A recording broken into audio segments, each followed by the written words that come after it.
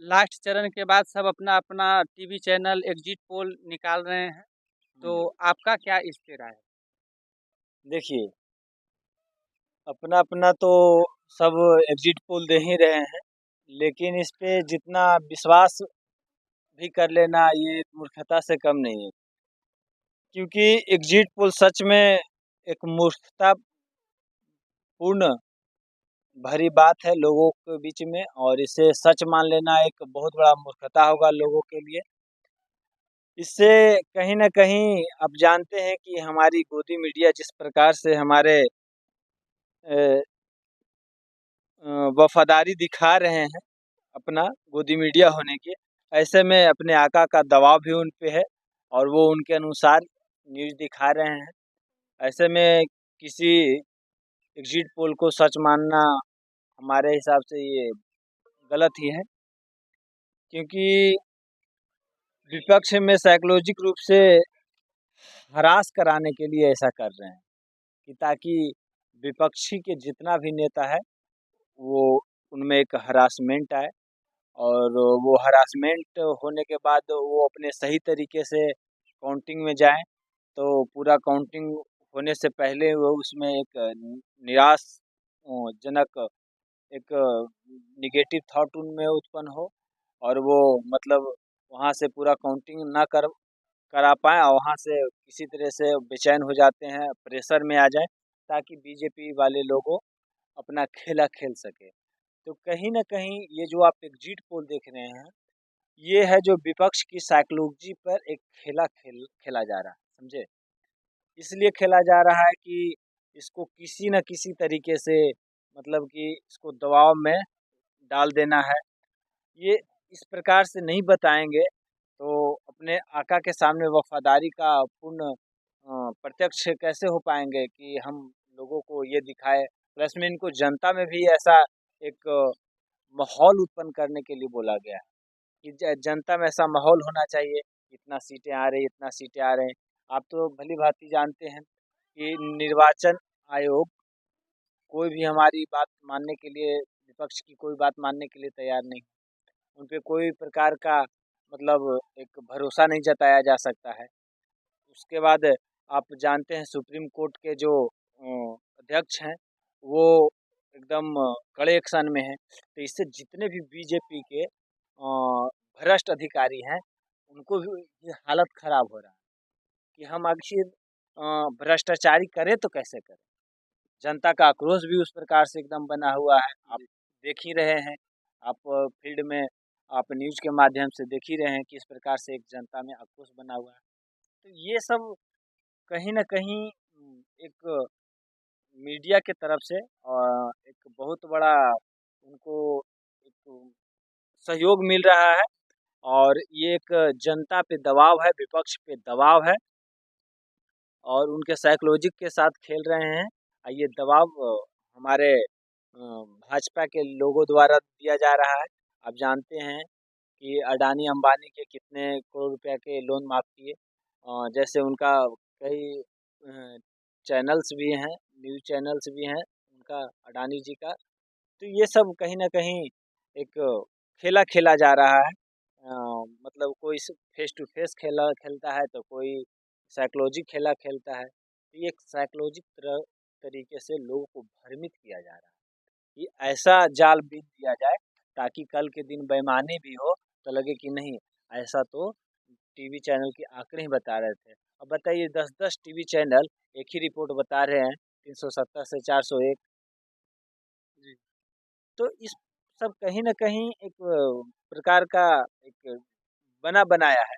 आज जैसे देखिए लास्ट चरण का चुनाव हुआ पाटलिपुत्रा में, जब चुनाव हुआ 6 बजे और साढ़े 6 बजे एग्जिट पोल आ गया। तो इस एग्जिट पोल से आप क्या समझ सकते हैं? आप क्या उम्मीद लगा सकते हैं सच का? कैसे लगा सकते हैं? जब 6 बजे जा कर के मतलब कि चुनाव ही खत्म हुआ जी। और साढ़े 6 बजे आप न्यूज़ पे अपना एग्जिट पोल डाल दिए। जी। कहीं न अरे कहीं भाई गड़बड़ है। कितना देरी, कितना, कब, किनसे, कौन-कौन से व्यक्ति से आप बात किए? कैसे आप एग्जिट पोल लिए? किनसे आंकड़ा आप अथी प्रत्यक्ष मतलब पेश करवाए? किनसे आप आंकड़ा लिए हैं कि कहाँ कितना-कितना प्रतिशत वोट पड़ा है? कितना देरी में आप कितना फास्ट काम करते हैं कि आप आधे घंटे में मतलब कि सबका आंकड़ा भी ले लिए, आप एडिटिंग भी कर लिए, सब चीज़ वीडियो एडिटिंग कर लिए, आप नेट पे भी डाल दिए, मतलब रेडी हो गया। तो कहीं न कहीं ये एक प्रकार का मतलब ढोंग रचा है कि एग्ज़िट पोल है। ये सारा जो एग्ज़िट पोल है, पहले से बना बनाया एग्ज़िट पोल है, किस पे हारना है, किस पे जीतना है। ये एग्ज़िट पोल नहीं होता, कौन सीट पे हमको हारना है, कौन सीट पे जीतना है, वो लिस्ट जारी करके मिल गया है गोदी मीडिया को और जी, वही दिखाया जाता है। जी। समझे? कहीं कोई एग्ज़िट पोल को हम सही नहीं मान तो सकते इस हैं। एक एग्ज़िट पोल पे कोई संतुष्ट ना हो। नहीं, कोई नहीं, बस कल की तो बात है, अब मतलब कि 8-10 घंटे की तो बात है, अब क्या है, कल तो सामने सच आ ही जाएगा। लेकिन इस प्रकार से, जिस प्रकार से लोकतंत्र को ख़त्म किया जा रहा है हमारे गोदी मीडिया के द्वारा, ये कहीं न कहीं एक बहुत बड़ा दुर्भाग्य की बात है। और इसमें ऐसे स्थिति, यही सब कारण से आज हमारे देश की पत्रकारिता बहुत नीचे जा रहा है। हमारा जर्नलिज़्म जो है, वो चौथा स्तंभ माना जाता है देश के लिए, लेकिन ये कहीं न कहीं पूरे तरीके से फेलियर है। और ये मतलब गोद में रहने वाले पत्रकार बन गए हैं। भारत के पत्रकार पे कोई भरोसा ना करे। अब आपको मैं बता दूं कि लोगों की विश्वास तो इतना उठ गया है कि आप जितना भी विपक्ष जो है, अपना लोकसभा जो मतलब उनका क्षेत्र के जहां उनका ईवीएम रखा जाता है, तो जहाँ भी मतलब स्टोर रूम में जी, सीसीटीवी कैमरा व्यवस्था कर दिया गया है, ताकि हम जब से जहाँ जब वोट पड़ा है, अपना व्यवस्था कर दिया है, ताकि हम जब भी मतलब कौन, कब, कैसे, कहाँ आ रहे हैं, जा रहे हैं, उसका पूरा आंकड़ा लेते रहें। तो विपक्ष देखिए कहीं न कहीं जितने मतलब ये गोदी मीडिया की भूल-भुलैया में रहकर जीने के लिए सीख गया है, और जीने के लिए इतना अच्छा से सीख गया है कि अब इससे अच्छा-अच्छा मतलब कि मतलब पानी पिला रहे हैं पत्रकारों को भी। और जितने भी भ्रष्ट अधिकारी हैं, जितने भी भ्रष्ट हमारे देश के चलाने वाले, लोकतंत्र को चलाने वाले लोग हैं, इनका हिस्सा बने हुए हैं, सबके साथ विपक्ष जीना सीख गया है। और ये एक बहुत बड़ा खुशी की बात है कि हमारा विपक्ष इस प्रकार से संघर्ष करता है, इसको नहीं दिखाया जाता है। इसी वजह से आज आपको बतेबे किए कि हर जगह सीसीटीवी व्यवस्था कर दिया है स्टोर रूम में, कि जी, जहाँ भी होगा। आज नरेंद्र मोदी जी इतना गर्मी में परेशान होकर के 2-2, 3-3, 4-4 टीवी शो में जा रहे हैं, डिबेट कर रहे हैं। उनको जी, पूछा जाता है, सर आप आम काट के खाते हैं कि चूस के खाते हैं? आप इतना कैसे बोल लेते हैं, इतना कैसे चल जाते हैं? जी, लेकिन राहुल गांधी को कोई पूछने नहीं गया कि आप 4000 किलोमीटर कैसे पैदल यात्रा कर लिए? अ अ, खड़गे जी को कोई पूछने नहीं गया कि आप 85 साल की उम्र में आप इतना कैसे बोल लेते हैं, कैसे सँभाल लेते हैं? अब 72 साल में, 73 साल में नरेंद्र मोदी जी को लगातार मीडिया बैठ के पूछ रहा है कि आप कैसे कर लेते हैं? आप आम काट के खाते हैं, चूस के खाते हैं। ये सब कहीं न कहीं कभी, ये तो मुझे भी जब ये सब चीज़ों को मैं देखता हूँ तो मुझे शर्म आती है, मतलब कि और शर्म आना चाहिए उन पत्रकारों को भी, जब इतिहास में देखा जाएगा कि एक प्रधानमंत्री पद के सामने एक अपने आप में गरिमा होता है उनका इंटरव्यू लेना। और जब हमारे आने वाला पीढ़ी जब उस चीज़ को देखेगा कि आम काट के खाया जाता है, कि आम चूस के खाया जाता है, तो ऐसे आने वाला पीढ़ी थूकेगा हम पे। और ये हमारे अपने आप में कहीं न कहीं एक लानत की बात है। तो हम इस चीज़ से हम बहुत खुशी हैं कि विपक्ष जिस प्रकार से मजबूत होते जा रहा है, इसके लिए हम विपक्ष को बहुत-बहुत मतलब कि हम धन्यवाद देना चाहेंगे कि जिस प्रकार से वो खड़े होकर सच के लिए लड़ रहा है। क्या है, कम से कम उस वक़्त गोदी मीडिया को पूछ लेना चाहिए था कि रोज़गार पे उम, चीन है हमारे देश में प्रवेश करते जा रहा है, बेरोज़गारी, नौकरी, महँगाई, इस पर भी बात कर लेना चाहिए, तो उनको आमे ही ऑप्शन जनाया था। क्योंकि चीन के बारे में बोलेंगे तो मोदी जी मोए-मोए हो जाएँगे, जी, रोज़गार के बारे में तो मोए-मोए हो जाएँगे। तो ये सब बातें कभी नहीं पूछेंगे।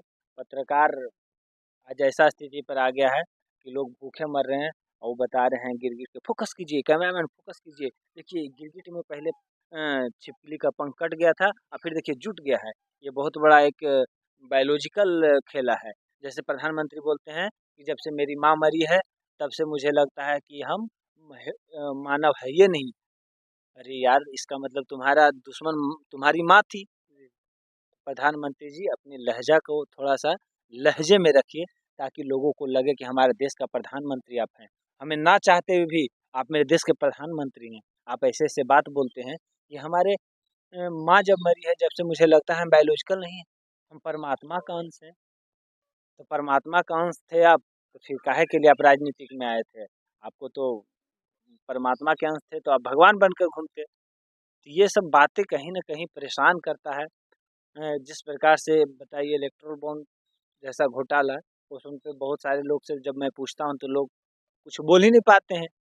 ज़ाहिर-सी बात है, जिस प्रकार से मतलब लोग बोलते हैं इसके बारे में पढ़ना पड़ेगा, हमको नहीं पता है। तो ऐसा-ऐसा घटना है, तो हम इस पे और विशेष क्या कहेंगे, लेकिन हम इतना ज़रूर कहेंगे कि जिस प्रकार से अ, मतलब विपक्ष मजबूत हुआ है, वो एक प्रकार के हमारे लिए एक मोटिवेशन है, अपने आप में एक इतिहास के सुनहरी अक्षरों में ये लिखा जाएगा, जिस प्रकार से ये कर रहे हैं।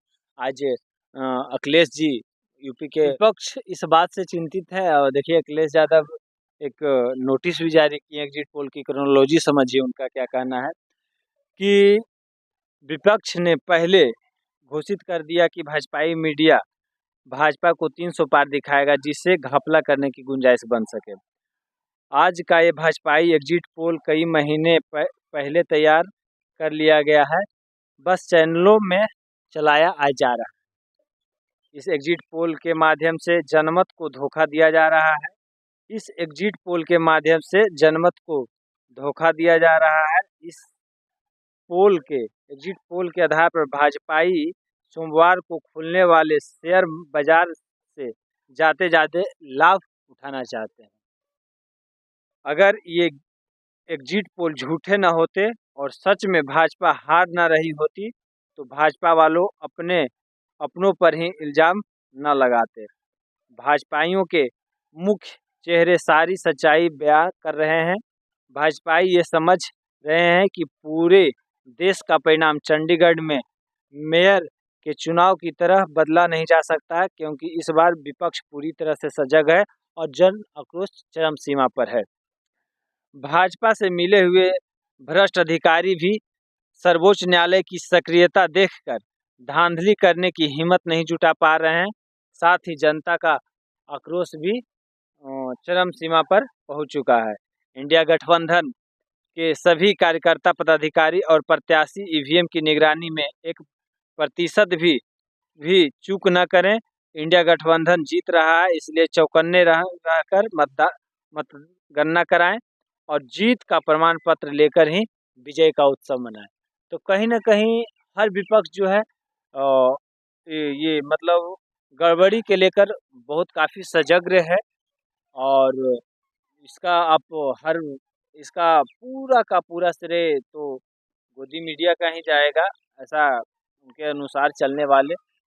तो कहीं न कहीं सब पूरा नेता हर विपक्ष सजग रहे, और इससे एक लोकतंत्र को बहुत बड़ा शक्ति मिलता है, अपने लोकतंत्र बचाने के लिए, जनादेश को उनका अधिकार दिलाने के लिए। तो थैंक यू। मैं आप लोग से आशा नहीं भरोसा करता हूँ कि आप लोग साइकोलॉजिक फ्रस्ट्रेट ना हो। कोई भी एग्जिट पोल से आप काफ़ी इसे सीरियस न लें, ना हम ये करें कि इसे पूरी आप गलत मानें, लेकिन इसे सही भी ना मानें।